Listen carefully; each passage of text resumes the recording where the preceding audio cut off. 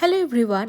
জার্মানির গ্রামের রাস্তা দিয়ে হাঁটতে হাঁটতে একটা জিনিস নোটিস করলাম, সেটা আমি বিদেশের অবশ্য অনেক জায়গায় দেখেছি, নেদারল্যান্ডসেও দেখেছি, আর এত ভালো লেগেছে তাই ভাবলাম আপনাদের সাথে একটু শেয়ার করি।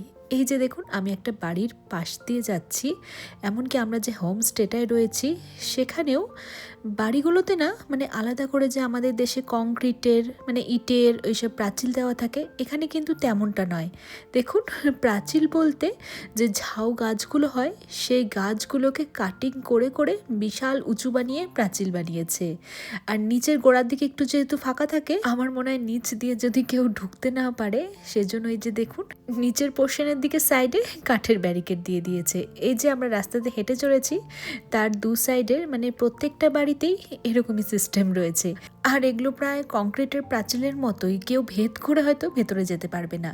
আর দেখেছেন প্রাচীলগুলো কিরকম লম্বা আর কিরকম চওড়া, 2 হাত চওড়া তো হবেই। আর আমরা যে হোমস্টেটা রয়েছে সেখানে তো প্রায় 2 মানুষ সমান লম্বা উঁচু প্রাচীল রয়েছে।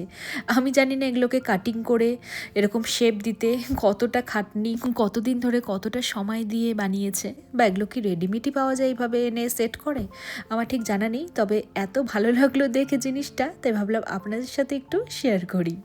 আরেকটা জিনিস, এটা আমি নেদারল্যান্ডসেও দেখেছি, আরেকবার এখানে ভালো মতো দেখতে পেলাম যে বাড়িগুলোর এই পেছনে কিন্তু বাড়ি রয়েছে, কিন্তু নর্মালি আমরা যে ইটের প্রাচীল দিয়ে ওরকম নয়, গাছ দিয়ে কি সুন্দর প্রাচীল করে দিয়েছে। আর অনেকটা উঁচু, মানে ভেতরে বাড়িটা দেখাই যাবে না।